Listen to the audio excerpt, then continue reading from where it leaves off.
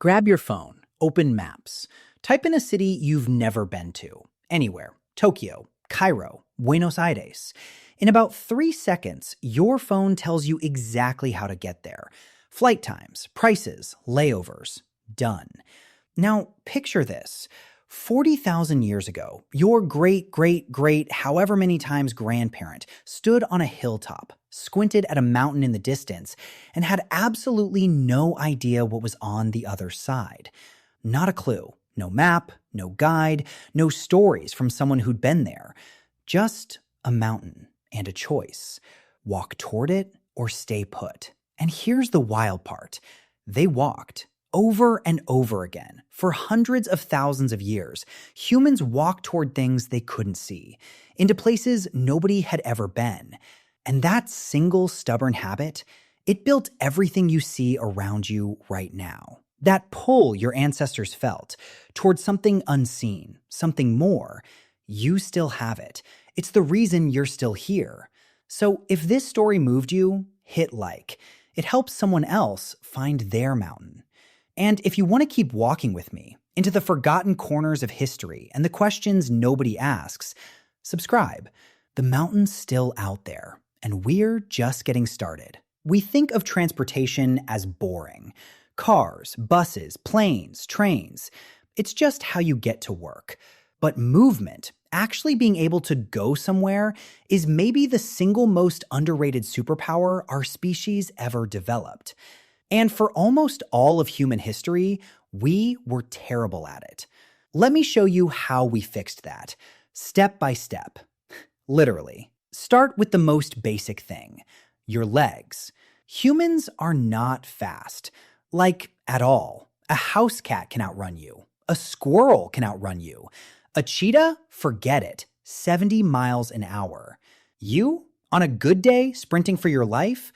Maybe 15. For about 6 seconds. Then you're on the ground wheezing. But here's the trick. Speed was never our game. Endurance was. You can walk 20 miles today. Sleep. Walk 20 more tomorrow. And the day after. And the day after that. For weeks. Months even. There is not a single other large animal on this planet that can do what you just did. Your body is built for it. Your feet have these little arch springs that bounce energy back with every step. Your Achilles tendon acts like a rubber band. You sweat a lot from millions of little glands all over your skin, which means you can cool yourself down while everything else on the savannah is overheating and quitting. You're not a sprinter. You're a machine designed to just not stop. In the late 70s, a researcher named Mary Leakey was digging around in Tanzania and found something incredible. Footprints locked into hardened volcanic ash, around 3.5 million years old. 2 of our ancient relatives walking side by side, upright, on 2 legs. And guess what? Their footprints look basically identical to yours. For millions of years, that was it. That was the whole transportation industry.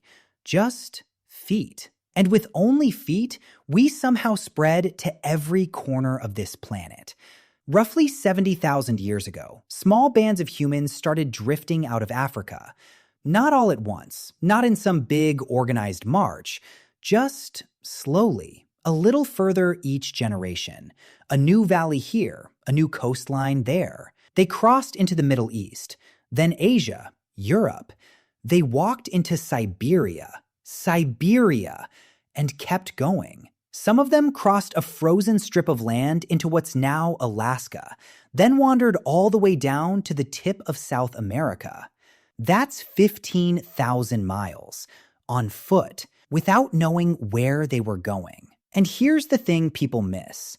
This wasn't random. Archaeologists keep finding stuff in places it shouldn't be. Volcanic glass tools, hundreds of miles from any volcano. Seashells buried deep inland. Precious stones traded across entire mountain ranges. These people weren't lost. They were connected, trading, talking, sharing directions, building the world's first and slowest communication network. one footstep at a time. But feet have a limit, and that limit is water. You can hike a desert, you can climb over a mountain, but you hit a wide river or stretch of ocean, and suddenly you're done. Turn around, go home, forget about it.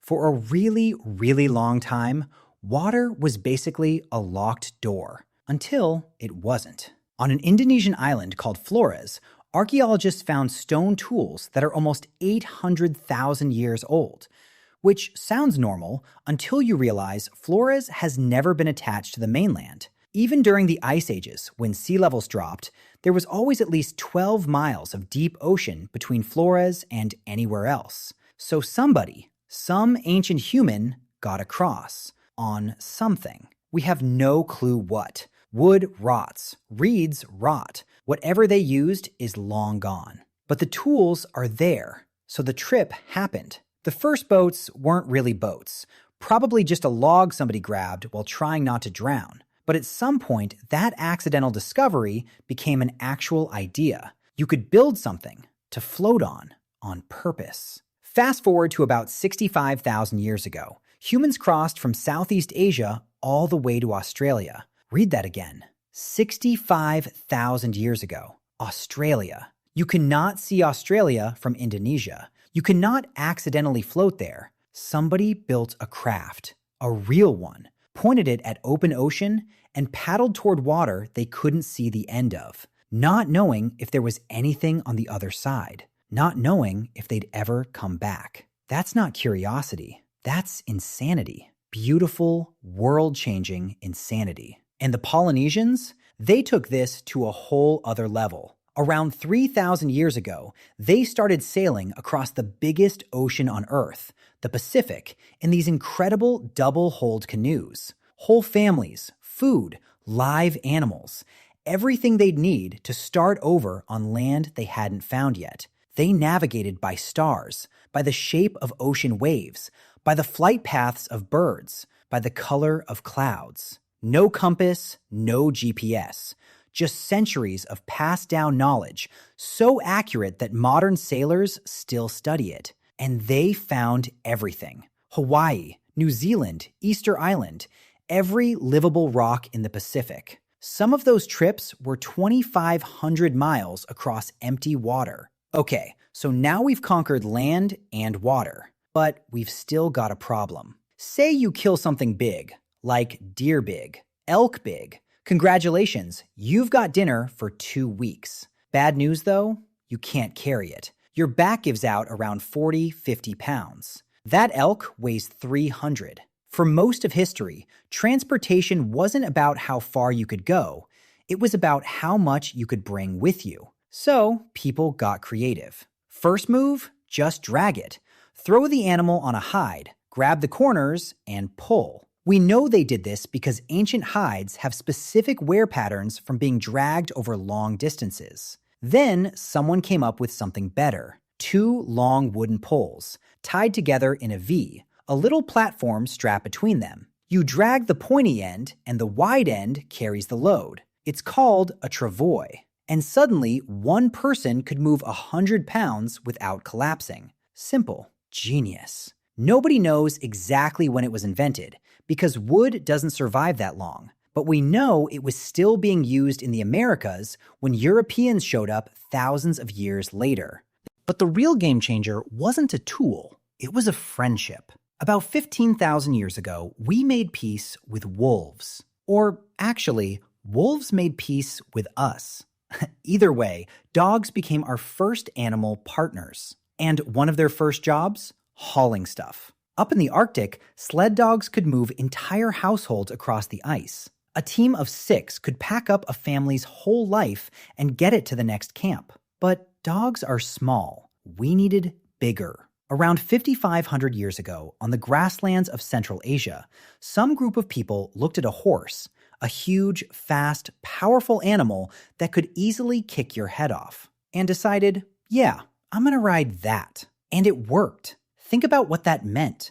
For 300,000 years, top human speed was about 4 miles an hour. Walking. That was it. Then boom, one generation figures out horses, and suddenly you're doing 30, 30. The world shrank overnight. Messages traveled faster. Trade routes stretched further. Armies could show up before anyone even knew they were coming. Empires became possible for the first time in history. And it wasn't just horses. Donkeys crossed deserts. Camels crossed the Sahara. Llamas hauled cargo through the Andes.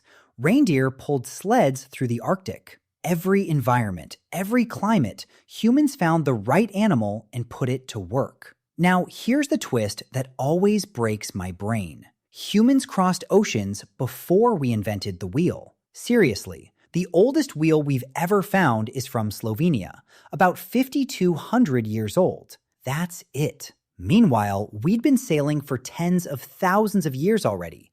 We'd been riding horses. We'd populated Australia and half the Pacific. The wheel showed up late. And get this, it didn't even start as transportation. The first wheels were pottery wheels for making bowls. Somebody, somewhere, looked at a spinning clay disc and thought, what if I turn that sideways and put something heavy on it? The first wheeled carts were rough. Solid wood, heavy. They cracked on rocks and sank in mud. Honestly, a horse without a cart was faster than a horse with one, for a while. Then, around 4,000 years ago, someone invented the spoked wheel. Lighter, stronger, way faster. And suddenly, you had chariots, speed and cargo together for the first time ever. Then came roads, real paved roads. And once you combined wheels, roads, and horses, you had a system, a network. Trade exploded. Empires stretched across continents. Cities grew huge. Civilization, as we recognize it, is basically what happens when those three inventions meet. So let's zoom out. For 300,000 years, we had feet, and we walked the entire planet. We hit water, and we figured out how to float. We couldn't carry enough, so we learned to drag, then to build, then to partner with animals. We tamed horses, and the world got faster. We invented the wheel, and it got faster again. Every single one of those breakthroughs took thousands of years, sometimes tens of thousands. Every one of them built on the last. And now you climb into a climate-controlled metal pod, tap a screen, and hurtle down a highway at 70 miles an hour. And you call it a commute. You fly across an entire ocean in 6 hours and complain that your seat doesn't recline enough. You order something from a warehouse on the other side of the country and get annoyed when it takes 2 whole days to show up. Meanwhile, your ancestors, your actual real ancestors, walked barefoot across continents they didn't know existed, toward horizons they couldn't name. Because staying still meant dying. Every road, every airport, every train track and shipping lane on this entire planet, all of it exists because a long, long time ago, somebody stared at a hill they'd never crossed and just started walking. They didn't know what was out there. They went anyway. And honestly, that might be the most human thing we've ever done.